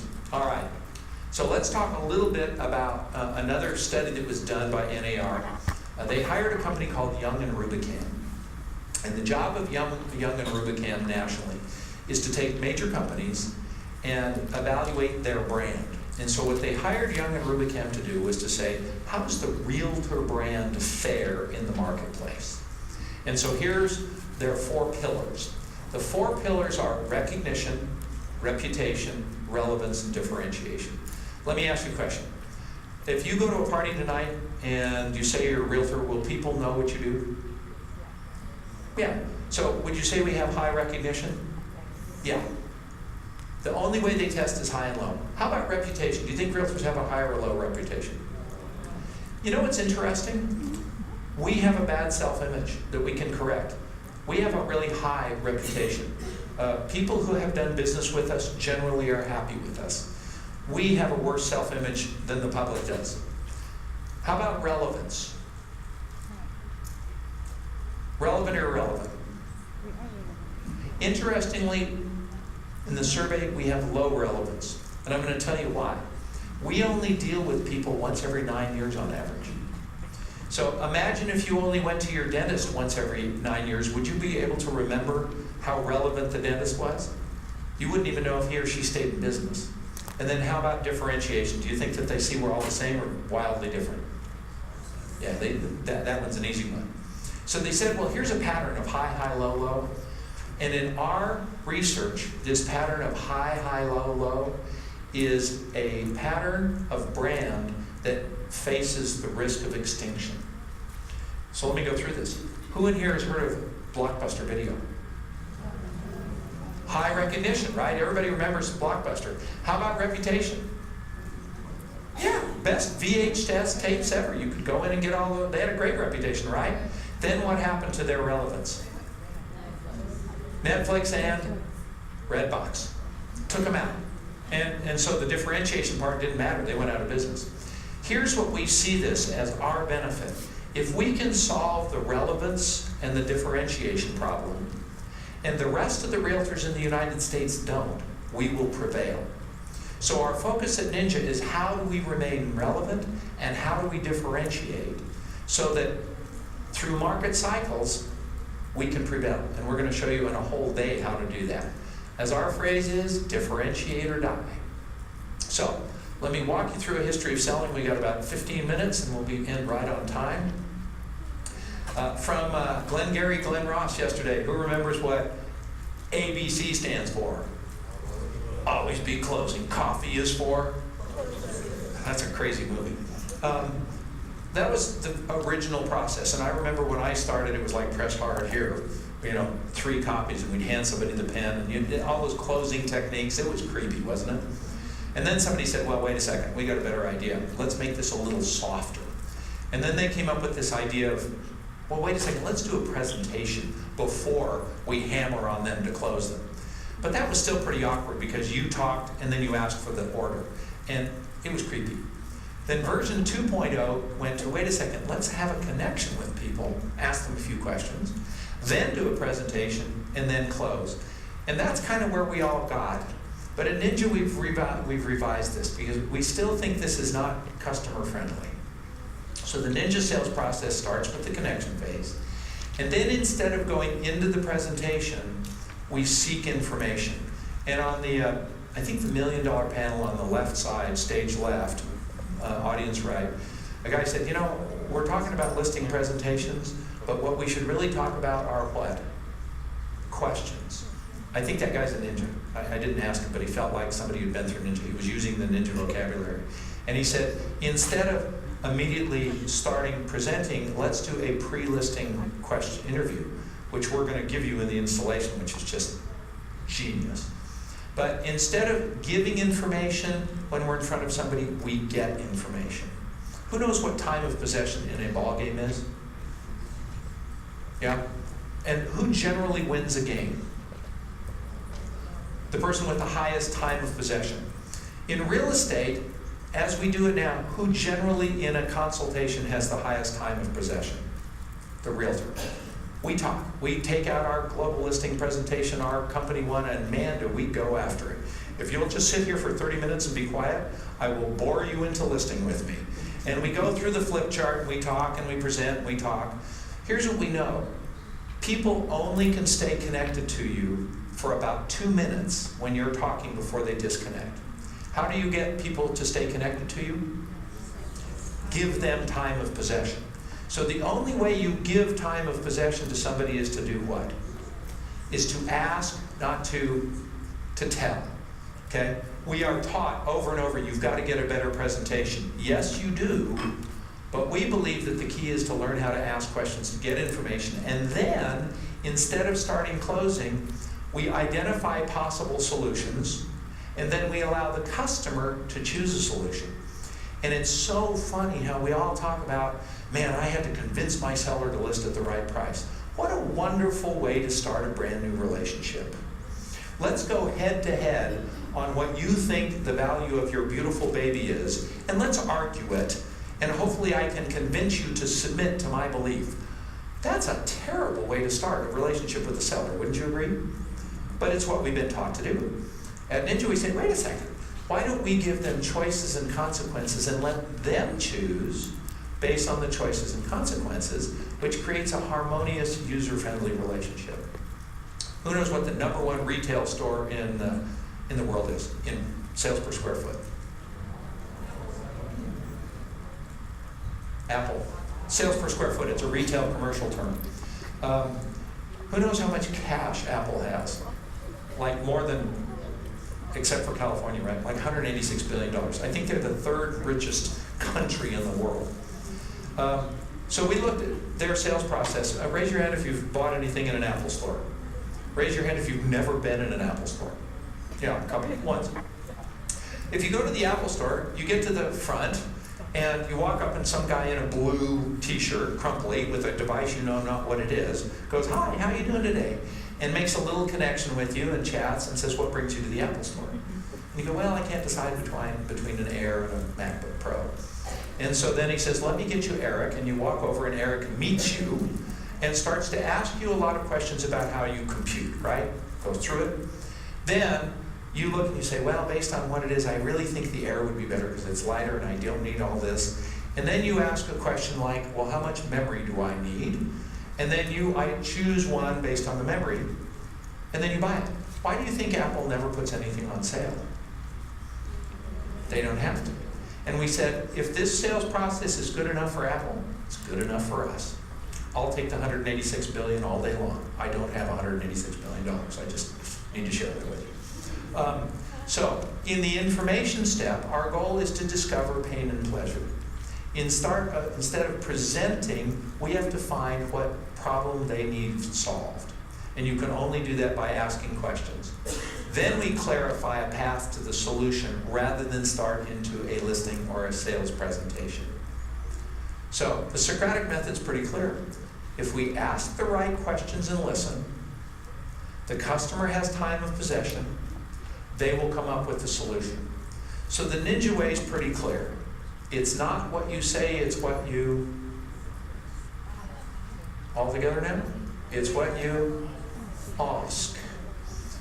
So your job at the end of today is to quit talking so much and do what instead? Asking more. So the Ninja way is as follows. We ask, we don't tell. We pull, we don't push. We probe, we don't pitch. You want to know what the pitch of Ninja is? There is no pitch. Consult, not present. We solve, not sell, and we serve. We not sell. We not sell. New English for me. We not sell today. So if I draw two circles and I were to say the verbs on the left and the verbs on the right, who are the verbs on the left about? The customer or you? The customer. I want to ask what they feel. I want to pull information from them. I want to probe. I want to consult. I want to serve. Who are the verbs on the right about? Me. I want to tell, I want to push, I got to pitch, I got to present, I got to sell, I got to sell. Which feels better? Yeah, absolutely.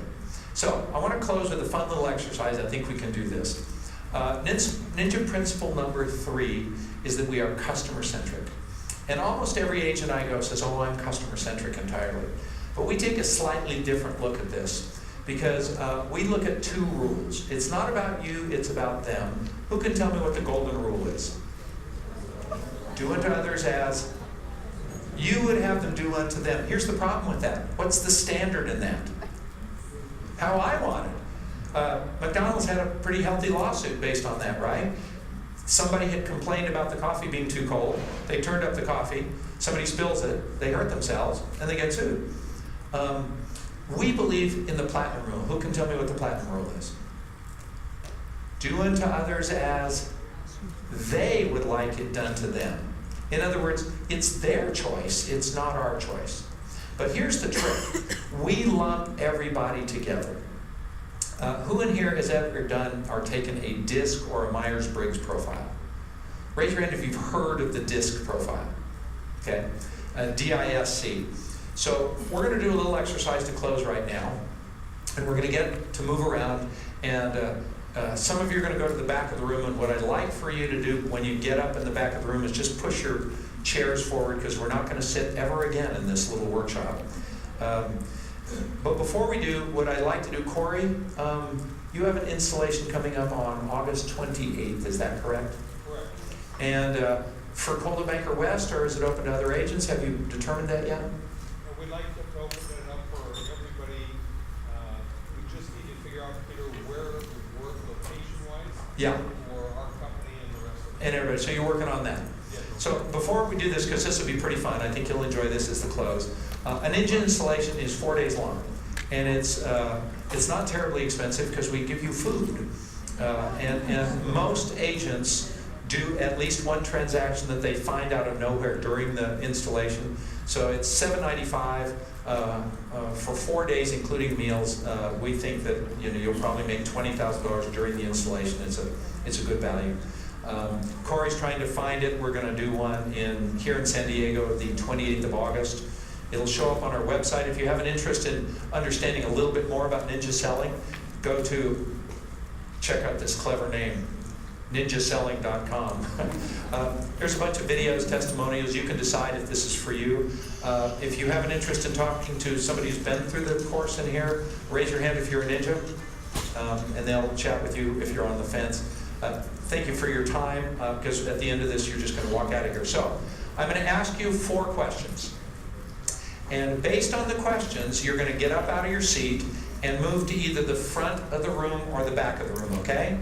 So the first question is, if you perceive yourself to be outgoing in general, you're going to come to the front of the room. If you perceive yourself to be reserved, you're going to go to the back of the room. If you're not sure, you're probably reserved. Okay, get up and move. Stand up, if you can. It's more fun if you want. This will take about 4 minutes and you'll be out of here. Good idea.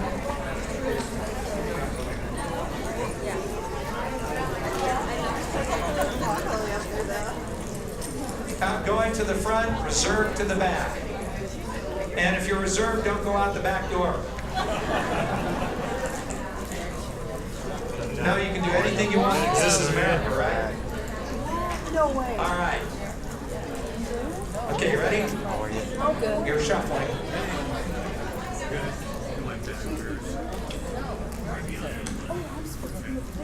All right.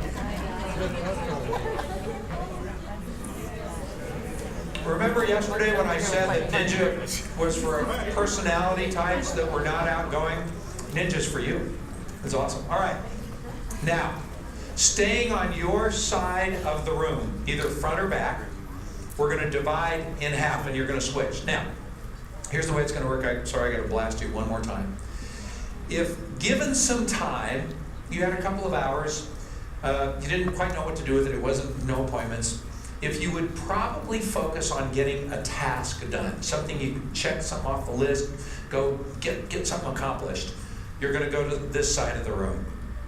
If, however, you had a little bit of time and you said, you know, I'd probably call one of my friends and go have a cup of coffee or a Coke or a beer, go to this side. So people, if you had a little extra time on this side, task, if you had a little bit of extra time on this side.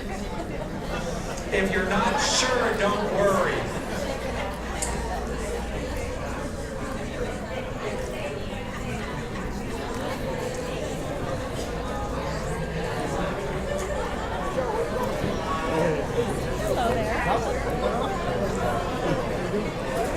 You know, I want you guys to pay attention. Look who's doing all the talking. Look who's doing all the talking. It's always the power and the party people. All right. Okay. Shh.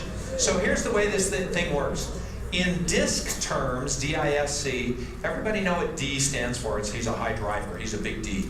And then after that, it kind of devolves. And if you ask everybody what the I and the SC talk about, they don't really know. So at Ninja, we've renamed these all words that begin with P. I particularly like that because my name is Peter Parnag, so P words appeal to me. So you guys over here are what we call power people. And you're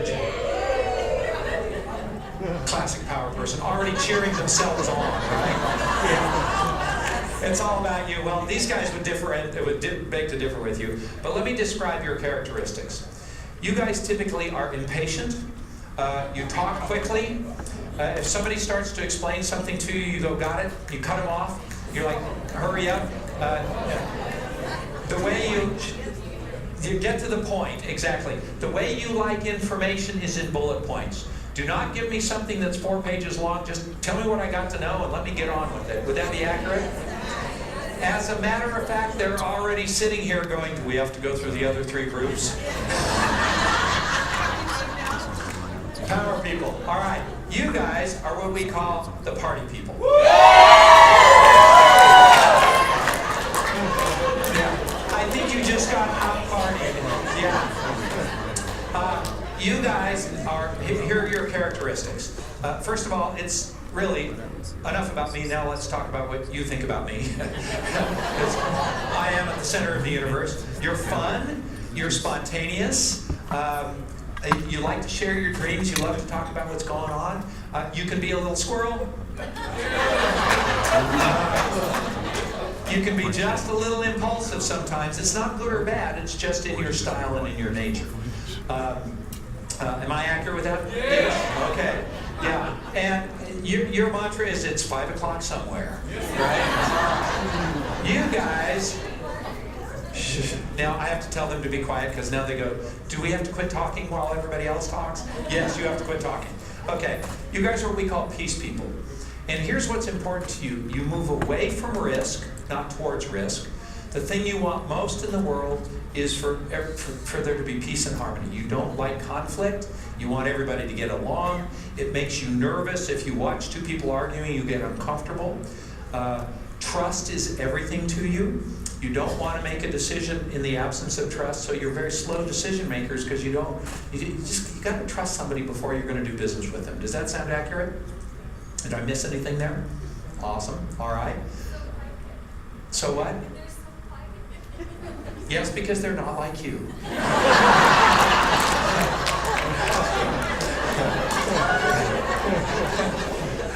That's going to matter. Thank you for saying that. You guys are what we call perfection people. Yeah!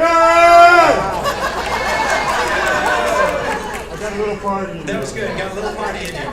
We're going to find that out in a second. So perfection people, you guys hate to make mistakes. For you, getting data and making a good analysis is really important. Because making a mistake, especially in the absence of data, just makes you feel terrible, makes you feel stupid, and you go, wait a second. You're slow to make decisions because you want to find out the information. You're the go-to guy. You want to be the source of information because, frankly, you get it right. And you're terrible delegators because why would I delegate it to somebody? Because they're just going to screw it up and I can do it better. Yeah, slow decision makers, but really good at getting it accurate. Does that make some sense? You love to cross your T's and dot your I's. Now, I want to close with this next concept here.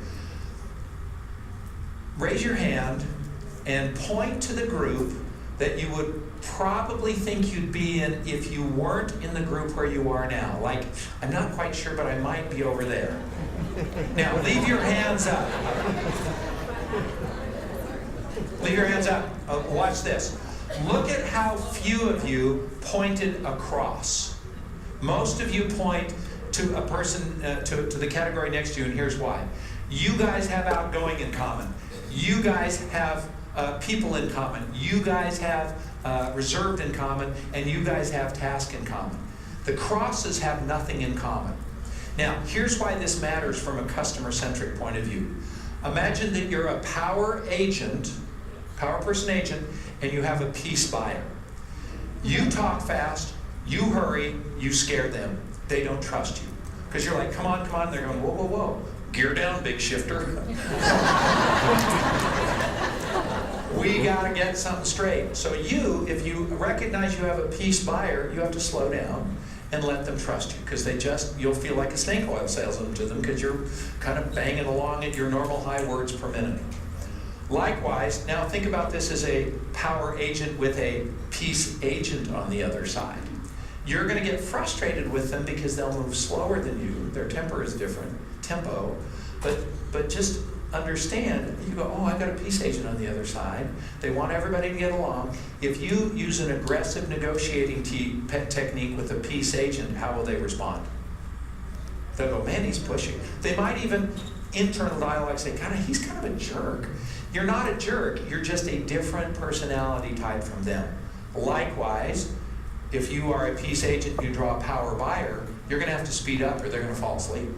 They're going to go, hurry up, and they're wanting you to act quicker. Now let's do this cross. This is a crazy cross. You're a party agent with a perfection agent on the other side. Yeah, you can see the train wreck right here. You got your package about 95% right, but you don't have the copy of the earnest money check because the earnest money's already at the title company and the escrow company. They're going, where's the copy of the earnest money check? And you're going, it doesn't matter, it's at the title company or the escrow company. They're going, we always have a copy of the check in the file. They go, but it's already there. And you go, I don't care, my package isn't right, right? You think they're sloppy, they think you're anal, right? If you are a peace party agent with a perfection buyer, what do they want? More data. They want the RPR. They want the 51-page RPR, not the short version. They want to know all of the SAT and ACT scores at the high school for the last year, 4 years, sorted by matriculated school and graduation GPA. And you're going, good grief, just buy the house. Likewise, if you're a perfection agent with a party buyer, you're going to think they're just flat irresponsible. Let them buy the house instead of saying, are you sure you don't want to see a few dozen more? From now on, instead of saying, if you pull a perfection person or somebody who's not like you, instead of saying, they're kind of a jerk, they're not a jerk. They're just a perfection person. And I'd like to close by saying two things. First of all, we keep these names power, party, peace, perfection, not party-er, because not every party person drinks. Not peace, every peace person is a peacemaker. So don't call them peacemakers, they're just peace people. And they are not perfectionists, because perfectionists come with a lot of baggage. We just call them perfection. So if you could keep the names this way, it keeps from sort of bleeding over into judgment and condemnation. So thank you very much for your time. Did you have a good time today? Awesome. Great.